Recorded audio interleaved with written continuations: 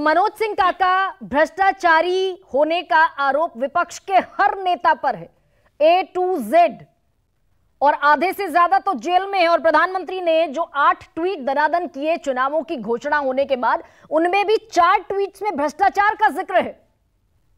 तो मनोज सिंह काका भाई भ्रष्टाचार के टैग के साथ कैसे चुनाव लड़ेंगे आप?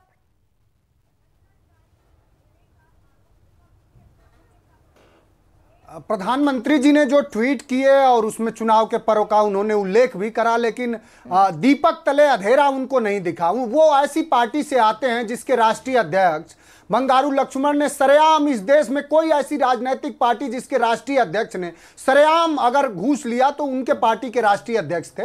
मैं उनको हालिया अगर इतना वो भ्रष्टाचार विरोधी हैं, असल में प्रधानमंत्री की एक विवशता है कि वो सिद्धांतहीनता को ही अपना सिद्धांत समझते हैं। उनको यह बताना चाहिए कि जो फ्यूचर गेमिंग कंपनी जिस पर 2 अप्रैल 2022 को ईडी ने जिसकी 409 करोड़ की संपत्ति जब्त करी, वही कंपनी 5 दिन बाद 7 अप्रैल 2022 को 100 करोड़ का बांड खरीदती है और बीजेपी को देती है। उनको यह बताना चाहिए कि चंदा के बदले धंधा और हफ्ता वसूली जो हो रही है, जिस कंपनी का, एक कलकत्ता की कंपनी जिसका पूरा प्रॉफिट था, उसके बैलेंस शीट में 1.8 लाख करोड़, वो कंपनी जिसका लाभ 1 करोड़ 80 लाख था, वो 182 करोड़ का इलेक्टोरल बांड खरीदती है। तो प्रधानमंत्री को इस पर बताना चाहिए जो अपने शुचिता और लेकिन मनोज सिंह काका, बीजेपी को अगर बताना चाहिए, बीजेपी को अगर बताना चाहिए और निश्चित बताना चाहिए।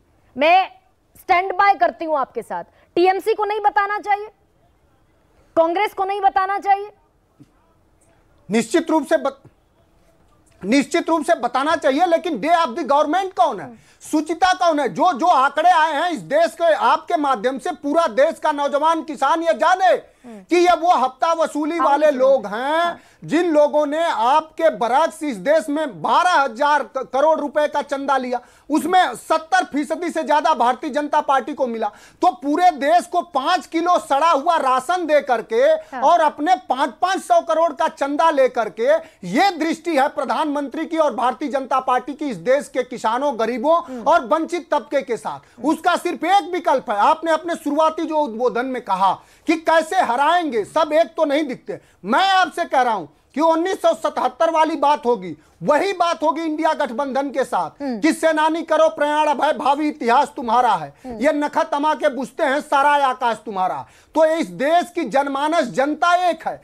अब जनता एक है, वो जानती है कि नरेंद्र मोदी जी का तो दोहरा चरित्र है, बीजेपी का कोई भी कथ है उसके कर्म तक नहीं जाता। जब वो कहते हैं कि मनोज सिंह काका 77 का जिक्र कर रहे हैं, 89 का भी जिक्र कर लीजिए। 10 साल में मात्र 7 लाख दे पाते हैं। 77 का जिक्र कर रहे हैं मनोज सिंह काका, 89 का जिक्र करना भी लाजमी है क्या भाई? 89 में भ्रष्टाचार, आप पर भ्रष्टाचार का आरोप, हाँ 89 का जिक्र कर लीजिए। वीपी सिंह मिला एक, कांग्रेस की सरकार चली गई, भ्रष्टाचार का मुद्दा उठा।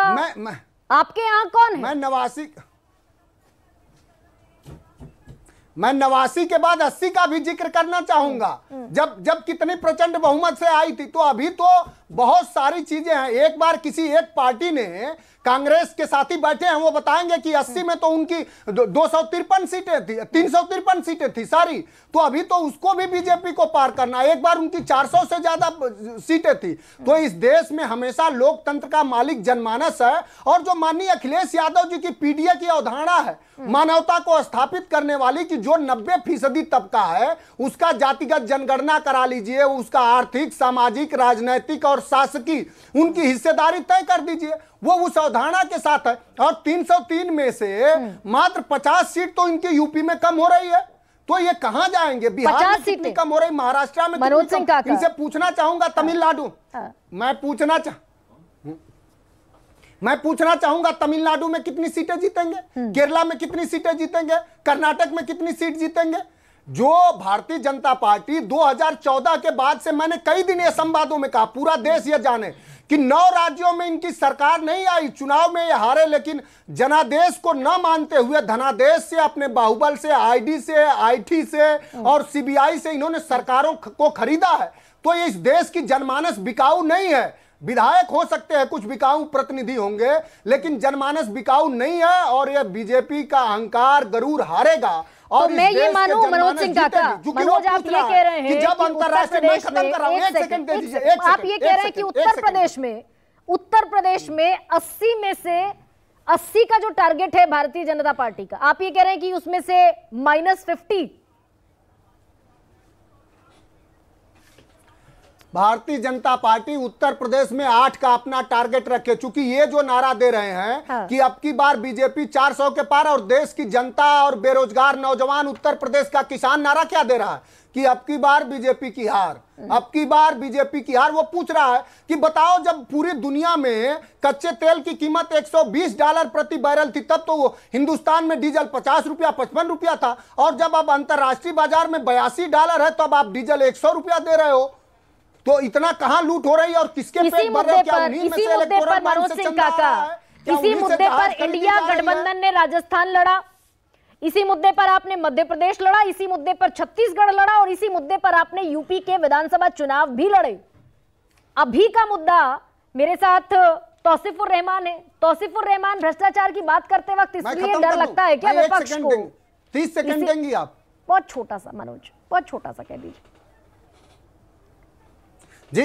देखिए, मुद्दे हमेशा बुनियाद, कोई मुद्दा डिमोलिश नहीं, एक बस आंकड़े रखिए कि इस देश में आज भी बीजेपी के विपक्ष में 65% वोट पड़ता है, तो लोकतांत्रिक समाजवाद को, मानवतावाद को, भाईचारा को मानने वाले आज भी बड़ा तबका है, वो अब एक हो चुका है और बीजेपी और एनडीए 65% वोट मनोज, खैर ये थोड़ा सा और डेविएट हो जाएगा।